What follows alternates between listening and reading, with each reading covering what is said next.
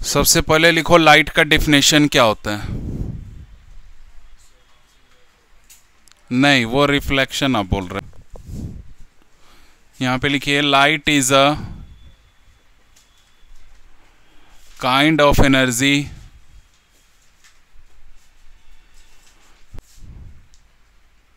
With the ability to make, पूछता नहीं है कि लाइट है क्या, to make types of light visible to human ears, human eyes होगा ना, सॉरी ह्यूमन आइज। दूसरा पॉइंट लिख लेते हैं, it is a form of an electromagnetic radiation, ठीक है, इमिटेड बाय, किस टाइप का, अच्छा, emitted by hot objects.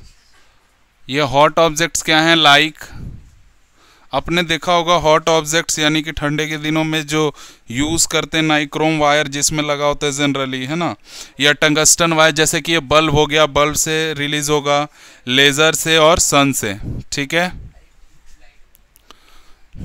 Like bulb, laser and sun, ETC कर दो, ठीक है। इनसे ये क्या होता है, इनसे लाइट जो है वो निकलती है, इमिट होती है।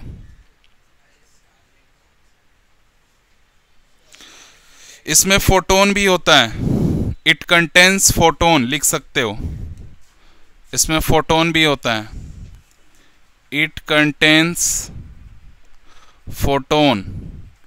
अब फोटोन क्या होता है, of minute packets of energy.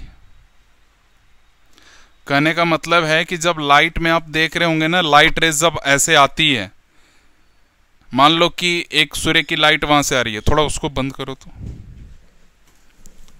हाँ अब हाँ समझ आया, ठीक है, थैंक यू। तो ये फोटॉन्स में आता है। आपने देखा होगा, मान लो यहाँ पे कोई एक छोटा सा होल है और वहाँ से सूर्य की रोशनी आ रही है, ठीक है, सनराइज आ रही है, तो आपने देखा होगा वो एक रास्ते से ट्रेवल करती है, तो कुछ पार्टिकल्स होती हैं ऐसे, तो वो तो हमें जो दिखता है पार्टिकल वो डस्ट है एक्चुअली में, ठीक है। बट लाइट को जब प्रैक्टिकली देखा गया ना, तो उसमें ये पाया गया कि जो लाइट रेस ट्रेवल कर रही है, जो हमें दिख रही है, एक्चुअली में कहीं ना कहीं उसमें फोटोन है। अब ये फोटोन क्या होते हैं, जो एनर्जी के पैकेट्स होते हैं छोटे छोटे, जैसे आपने देखा होगा कि ये सेल हुआ, एक सेल यहाँ है, यहाँ है, यहाँ है, यहाँ है, लेकिन अगर ये सब मिल जाएं ऐसे आसपास, तो ये एक टिश्यू का फॉर्मेशन कर देते हैं, क्या बना देते हैं।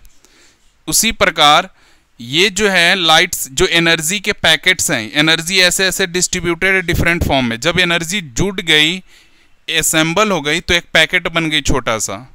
ऐसे बहुत सारे हजारों लाखों करोड़ों पैकेट्स का जो कॉम्बिनेशन होता है, उसी को क्या बोलते हैं, फोटोन। यानी कि एक फोटोन, लाइट जो है उसमें क्या होता है, फोटोन, और ये फोटोन में क्या होता है, पैकेट्स ऑफ एनर्जी के फॉर्म में होता है। समझ आई बात।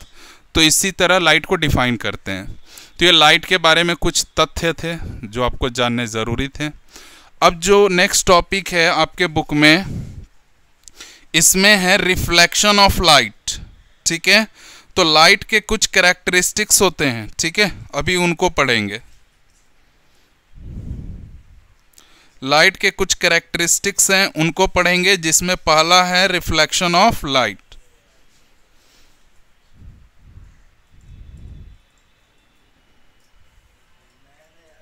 ठीक है, तो पहला लिखिएगा रिफ्लेक्शन ऑफ लाइट। लाइट समझ गए, यहां लिख दे रहे हैं आपको कैरेक्टरिस्टिक्स ऑफ लाइट। लाइट के कैरेक्टरिस्टिक्स की बात कर रहे हैं, ठीक है, ऐसे अच्छा नहीं लग रहा, थोड़ा यूनिक बनाया जाए। ठीक है, कैरेक्टरिस्टिक्स ऑफ लाइट। तो देखिए पहला जो कैरेक्टरिस्टिक्स है लाइट के ना, दो कैरेक्टरिस्टिक्स आपको देखने को मिलेगा। तो पहला जो हम पढ़ेंगे वो होगा रिफ्लेक्शन ऑफ लाइट, जो आपने 8 में पढ़ी होगी। 8 वाली ही फिजिक्स आपको 10th में रिपीट हो रही है। और दूसरा 8 नहीं पढ़ा था, refraction of light, refraction of light. तो ये दो चीजें आपको पढ़नी है। देखो दोनों में फर्क क्या है, स्पेलिंग का है ना, LEC और यहां RAC है, LE का फर्क है, इसकी वजह से मीनिंग बदलेगा। ठीक है, ठीक है ना। तो स्पेलिंग का फर्क लग रहा है और सही भी है, गलत नहीं है स्पेलिंग का फर्क। हाँ हाँ, आसपास कोचिंग चाहिए है, जाओ बहुत सारे कोचिंग्स है, लेकिन तुम्हें शायद पढ़ा पाए। ठीक है, देखो ट्राई नहीं किया, 1-2 दिन ट्राई करना चाहिए। RA, ठीक है, और LE का फर्क है। पहला कोई पूछे किसका डिफरेंस है तो ये। अब इसको एग्जाम में मत लिख देना कि difference between reflection of light और रिफ्रैक्शन क्या होता है, तो स्पेलिंग का फर्क नहीं है। एक्चुअली में दिखाने का मकसद यही था, स्पेलिंग की वजह से मीनिंग चेंज हो गया। ठीक है, नहीं चेंज होता है जी। SWEET क्या होता है बेटा, मिठाई होता है। और SWEAT, अब बोलो मिठाई है। हाँ, तो खून कौन बोलेगा, खाली पसीना बोल।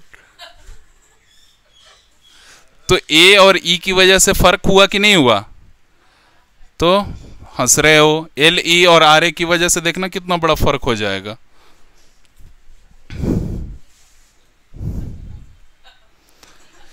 ठीक है, अब देखो ये रिफ्लेक्शन लाइट किस में होता है, ये किस में होता है, थोड़ा थोड़ा अभी डिफरेंस बता देते हैं, फिर डिटेल में पढ़ेंगे।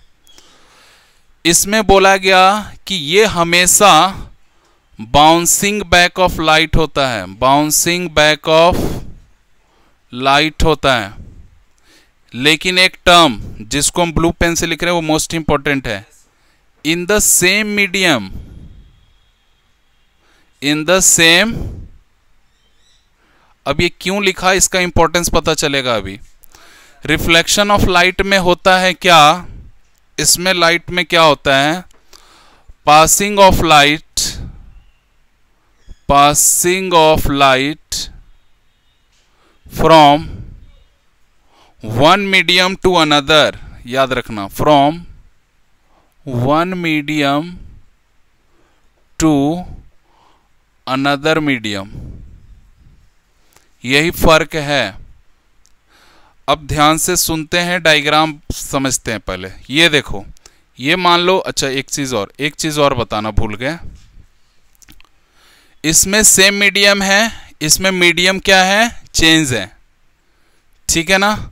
अब देखो ये किस में होता है, ये हमेशा होता है मिरर में। ठीक है, और ये किस में होता है, तो ये होता है कहीं पे भी लेंस में। ठीक है, हाँ ये लेंस में होगा, ये मिरर में होगा। ठीक है, अब कौन सी मिरर की बात कर रहे हैं, तो सभी मिरर में ये होता है, लेकिन अच्छा जो आपको देखने को मिलेगा वो प्लेन मिरर में देखने को मिलेगा। ठीक है, और ये भी। तो अब देखिए मिरर में कैसे होता है, एक डायग्राम से समझते हैं। ऐसे मान लो ये जो है ना, ये आपका मिरर है, ये क्या है, मिरर का सरफेस है। मिरर आपने देखा है। अच्छा एक चीज और, मिरर और लेंस का फर्क पहले समझना जरूरी है। डिफरेंस बिटवीन मिरर और लेंस समझना जरूरी है। एक प्रैक्टिकल एग्जांपल करते हैं। देखो ये लेंस है, अगर मुझे इसको मिरर बनाना है तो पता है क्या करना होगा, हाँ क्या करना होगा, हाँ अगर इसको मिरर बनाना है ना तो इस सरफेस को, पीछे वाले सरफेस को क्या कर देंगे, पॉलिश। अगर इसको पॉलिश कर देंगे, पॉलिश मतलब जूता वाला पॉलिश नहीं करना है, सिल्वर का या पेंट का, एल्युमिनियम का लेयर चढ़ा देंगे, ठीक है, या सिल्वर का लेयर चढ़ा देंगे, ठीक है, तो ये पॉलिश्ड हो जाएगा। अगर ये पॉलिश्ड हो गया तो अब इधर से आप अपना चेहरा देख पाओगे। तो अगर इधर पॉलिश कर दिया तो आप मिरर लेना, मिरर को देखना, एक खराब मिरर लेना जो यूज में नहीं है, ठीक है, छोटा सा, उसके पीछे वाले पॉलिश सरफेस को कुतरना, ठीक है, यानी कि उसको पॉलिश सरफेस को छुड़ा देना थोड़ा सा रब करके। जब वो छूट जाएगा तब आप चेहरा देखने की कोशिश करना, आपका चेहरा नहीं दिखाई पड़ेगा। तो यानी आपका चेहरा तभी दिखाई पड़ेगा जब पीछे का सरफेस क्या होगा, पॉलिश्ड। समझ आया? तो मिरर और लेंस का यही फर्क है। अगर कोई आपसे प्रैक्टिकली पूछ दे कि मिरर और लेंस में फ़र्क क्या है, तो यही बताना कि लेंस में दोनों सरफेस अनपॉलिश होते हैं, लेकिन मिरर में क्या होता है, एक सरफेस पॉलिश्ड रहता है, ठीक है। तो जो अनपॉलिश सरफेस है, ये वाला पॉलिश सरफेस है, ये ऐसा दिखाया है, इसका मतलब ये क्या है, पॉलिश्ड है, याद रहेगा, ये पॉलिश किया हुआ है। तो आपका रिफ्लेक्शन हमेशा कहाँ से होगा, इस सरफेस से। कैसे होगा, देखो, ऐसे कुछ एक रे ऑफ लाइट आएगी यहां से,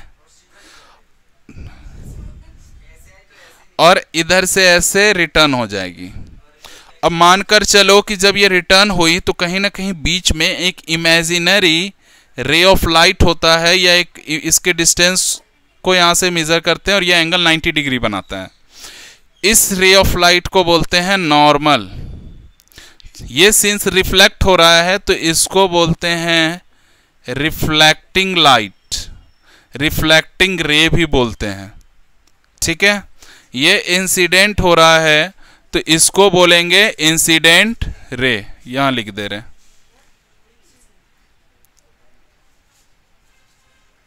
बात क्यों कर रहे, इंसिडेंट रे। तो ये रिफ्लेक्टिंग रे है, इंसिडेंट रे है, ये रिफ्लेक्टिंग रे है, और ये क्या है, नॉर्मल। अब ध्यान रखना, ये जो रिफ्लेक्टिंग सरफेस है और ये नॉर्मल, इसके बीच में एक एंगल बनता है, इसको आई से डिनोट करते हैं, ठीक है। उसी प्रकार नॉर्मल और रिफ्लेक्टिंग रे के बीच में जो एंगल बनेगा उसको आर से डिनोट करते हैं। इस आई को लिखते हैं, एंगल आई को angle of incidence, angle of incidence. क्योंकि ये इस वजह से लिखते हैं क्योंकि इंसिडेंट रे और नॉर्मल के बीच का जो एंगल बनाया हुआ है, the angle made by incident ray और normal is called angle of incidence. ये सब लिखवाएंगे, अभी समझ लेते हैं बस। उसी प्रकार आर को बोलेंगे एंगल ऑफ रिफ्लेक्शन, क्योंकि रिफ्लेक्टेड रे, रिफ्लेक्टिंग रे या रिफ्लेक्टेड रे भी बोलते हैं इसको, और नॉर्मल के बीच का एंगल कहलाता है एंगल ऑफ रिफ्लेक्शन। याद रहेगा? अब ध्यान से सुनो, तो ये है मिरर। मिरर में देखो, ये अगर मैं मान के चलूं कि मिरर के ऊपर वाला जो मीडियम है एयर, कौन सा मीडियम है, एयर, तो एयर में ही ये कहानी हो रही है, एयर में ही हम रिफ्लेक्शन की बात कर रहे हैं। इंसिडेंट हुआ और रिफ्लेक्ट कर गया, दिखा। लेकिन अभी मीडियम चेंज होगा लेंस में। लेंस में कैसे होता है यहां समझते हैं। यहां पे लेंस में दो प्रकार से होते हैं। पहला केस, केस 1, ये पढ़ाएंगे डिटेल में, अभी समझ लेते हैं। यहां पे क्या होता है, मान लो ये मैंने लेंस ले लिया, ये लेंस ले लिया, प्लेन लेंस है, ऐसे सीधा है ना। तो रे ऑफ लाइट यहां से इंटर की, और यहां से जब इंटर करेगा तो ये कुछ ऐसे भाग गया मान लो, ठीक है। तो यहां पे हमने एक परपेंडिकुलर लेंथ ड्रॉ किया जिसको हम हमेशा क्या बोलते हैं, नॉर्मल। क्या बोलते हैं, नॉर्मल। तो ये नॉर्मल ड्रॉ किया हमने ऐसे। ये इंसिडेंट रे था मेरा, ये रिफ्लेक्टेड रे था मेरा, याद रहेगा। ये एंगल क्या कहलाएगा, नॉर्मल और इंसिडेंस के बीच का एंगल आई, और नॉर्मल और रिफ्लेक्टेड रे के बीच का एंगल आर। अब आप देखो मीडियम चेंज हुआ। अगर मान लो मैंने ये बोला कि ये मेरा वाटर था, वाटर से लाइट आ रहा है और एयर में जा रहा है, तो यहाँ पे एक ही मीडियम था एयर, यहाँ पे दो दो मीडियम हो गए, वाटर से लाइट आ रहा है और कहाँ जा रहा है, एयर में, ठीक है। उसी प्रकार एक और मान लो हमने केस लिया, केस 2। ये केस 2 हमने कुछ ऐसे डिजाइन किया है, इस प्रकार से लाइट आ रही है इंसिडेंट रे से और इधर की तरफ भाग रही है। मानकर चलते हैं कि यहां से मेरा परपेंडिकुलर डिस्टेंस ये नॉर्मल है, ऐसे कुछ, ठीक है। ये क्या है मेरा डिस्टेंस नॉर्मल। तो अब इंसिडेंट रे है ये नॉर्मल है, इसके बीच का एंगल अभी भी आई कहलाएगा और इसके बीच का एंगल ये आर कहलाएगा। नॉर्मल और रिफ्लेक्टेड रे के बीच का एंगल क्या कहलाता है, आर कहलाता है। तो इस बार देखो कहानी क्या हुआ, ये नॉर्मल की तरफ भागा है और ये नॉर्मल से दूर भागा है। तो इसका मतलब इस बार हम इसको एयर ले रहे हैं और इसको क्या ले रहे हैं, वाटर। तो हर एक केस में देखें एयर वाटर जरूरी नहीं है, मतलब मेरे कहने का मतलब यहां था कि एक मीडियम से दूसरे मीडियम में ये जाता है लाइट, एक से आया क्रॉस करके दूसरे मीडियम में। क्या यहां लाइट ऐसे क्रॉस कर रहा है, क्या ये वाला लाइट ऐसे क्रॉस कर रहा है, यहां पे ऐसे नहीं कर रहा ना। यही फर्क है दोनों में, पॉलिश होने की वजह से। पॉलिश किया बस लाइट ऊपर की तरफ टेंड कर गया, पॉलिश हटा देंगे तो इसकी तरह हो जाएगा। अब फर्क समझ आया। तो यही दोनों में फर्क है कि ये सेम मीडियम में होता है और ये अनदर मीडियम में होता है, ठीक है। ये मिरर में होता है और ये किस में होता है, लेंस में होता है। तो पहले आप इतना बना लीजिए, ये हम स्टोरी बाद में बताएंगे कि क्यों नॉर्मल से दूर भाग रहा है और क्यों नॉर्मल के करीब आ रहा है। तब तक आप इतना सारा सबमिशन एक जगह लिख लीजिए, ठीक है। हाँ, फिजिक्स में खासकर इस चैप्टर में हर एक केस में डायग्राम बनाने की कोशिश करें जहां जहां जरूरत है। रीजन बता रहे हैं क्या है, अभी जो प्रैक्टिकली बेस्ड क्वेश्चंस आ रहे हैं एग्जाम में डायरेक्ट बोल रहा है कि रे डायग्राम बनाई, समझ आ गया होगा। अगला अब इसको एलोबरेट कर रहे हैं रिफ्लेक्शन ऑफ लाइट को, ठीक है। इसको मैंने लिखा था बाउंसिंग बैक ऑफ लाइट, तो इसी को एक्सप्लेन करेंगे अब, और लॉज ऑफ रिफ्लेक्शन भी पढ़ेंगे। तो सबसे पहले लिखेंगे topic reflection of light, sorry ये क्या था, हाँ reflection of light, reflection of light. अच्छा, एक चीज याद रखना, अगर किसी सरफेस से लाइट रिफ्लेक्ट ना हो तो आपको वो सरफेस दिखाई भी नहीं पड़ेगा, ठीक है ना। अगर किसी सरफेस से लाइट रिफ्लेक्ट नहीं हो रहा और आपकी आंखों तक वो रिफ्लेक्ट होकर नहीं आ रहा तो आपको वो सरफेस दिखाई भी नहीं पड़ता है, ये चीज याद रखना। अब बात कर रहे हैं रिफ्लेक्शन ऑफ लाइट का, तो इसमें यही वाला डिफिनेशन हम लिखेंगे कि bouncing back of light in the same medium, ठीक है, is called in the same medium on the same surface, from the same surface होता है, same medium from the same surface, SURFACE, from the same surface is known as reflection of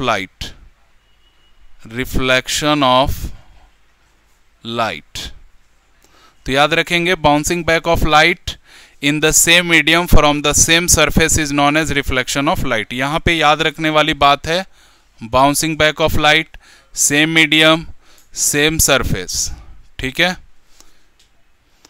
यही वाला diagram बनेगा, already आप बना ही चुके हो। सो यहां पे इंसिडेंट हो रहा है और ये रिफ्लेक्ट हो रहा है ऐसे, ठीक है। ये हमने बीच में एक नॉर्मल डाला है ऐसे, इसको नॉर्मल बोलते हैं, ठीक है। इस पॉइंट को ओ नाम दे देना, इसको एक पॉइंट पे ए नाम दे दो, इसको बी, ठीक है। आपने ये देखा हुआ, ये एंगल आर होता है नॉर्मल और रिफ्लेक्टेड रे के बीच में, नॉर्मल और इंसिडेंट रे के बीच का एंगल क्या होता है, आई, ठीक है। अब इसमें कुछ टर्म्स हैं जिसको अभी लिखेंगे, यहां से इसको इरेज कर दे रहे हैं। इसमें टर्म्स क्या है लिखेंगे, ओ ए क्या है, इंसिडेंट रे, ओ बी क्या है, रिफ्लेक्टेड रे, ठीक है। पॉइंट ओ क्या है, पॉइंट ओ को बोलते हैं पॉइंट ऑफ इंसिडेंस, जहां पे रेज मिलते हैं, इंसिडेंस, ठीक है। ओ एन, यहां पे एन नाम दे दो इसको, ओ एन, ओ एन जो है ये नॉर्मल रेस कहलाएगा, नॉर्मल है। ठीक है, इतना बात आप समझ गए। एंगल आई आपको पहले से ही पता है, एंगल ऑफ इंसिडेंस है, एंगल ऑफ इंसिडेंस। और दूसरा एंगल आर क्या है, angle of reflection, angle of reflection, reflection. इतनी बातें आप समझ चुके हैं। अब laws of reflection of light पढ़ेंगे। Laws of reflection of light. तो टॉपिक है आपका laws of reflection of light, reflection of light. ठीक है, कौन कौन से लॉज हैं रिफ्लेक्शन ऑफ लाइट के।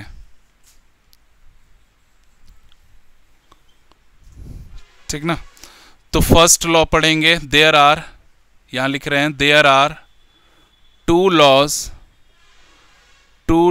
Of reflection of light, reflection of light. ये दो लॉज कौन कौन से हैं? तो फर्स्ट बोलता है,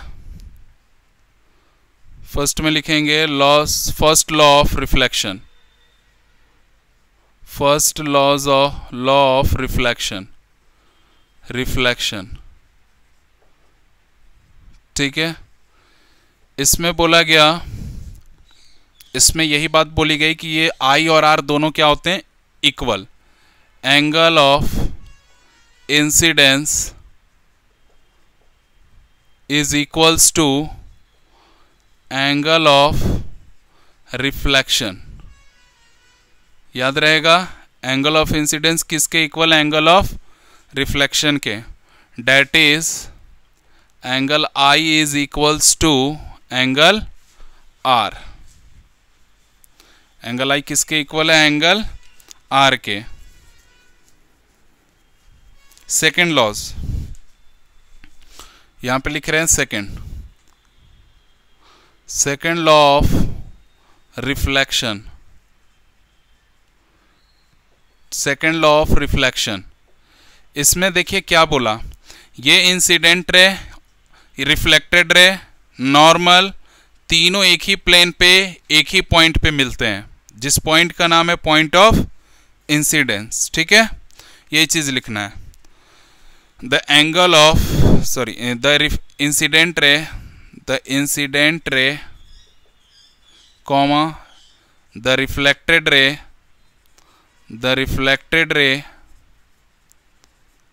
and the point of the incident ray, reflected ray and the normal all lies on the same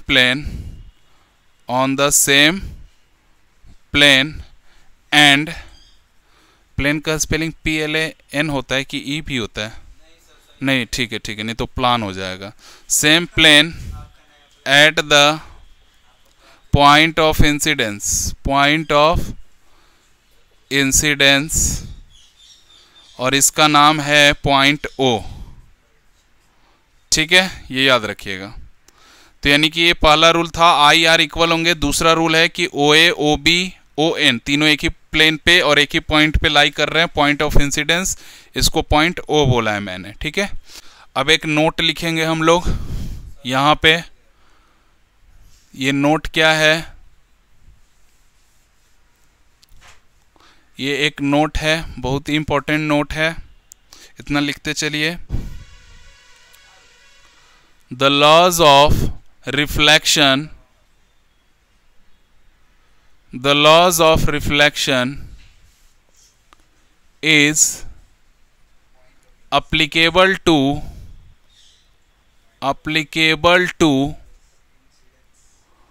all types of reflecting surfaces, all types of reflecting surfaces, ठीक है, सभी टाइप के जितने भी रिफ्लेक्टिंग सरफेसेस हैं उनमें ये लॉज ऑफ रिफ्लेक्शन अप्लीकेबल हैं, इंक्लूडिंग स्फेरिकल सरफेस। अभी बताएंगे स्फेरिकल सरफेस क्या होता है। इंक्लूडिंग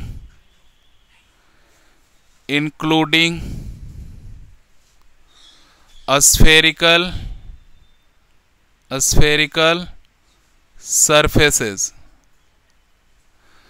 ठीक है, तो ये बहुत ही इंपॉर्टेंट है, इसको लिख लीजिए इस नोट को। ठीक, इसके बाद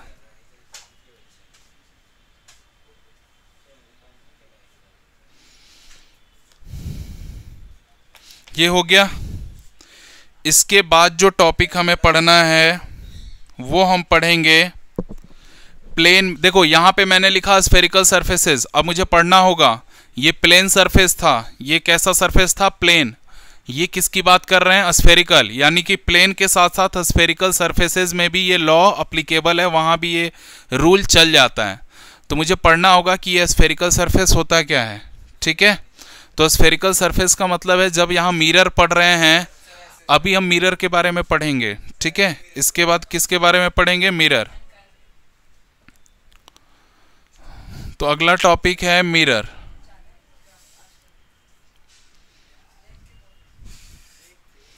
ठीक है, लिखिएगा mirror. A highly polished surface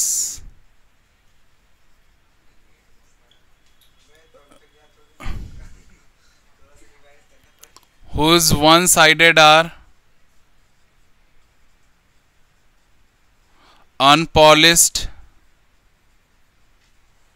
and all the light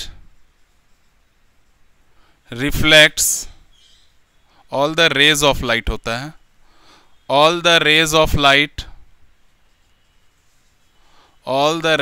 light reflect from these surfaces,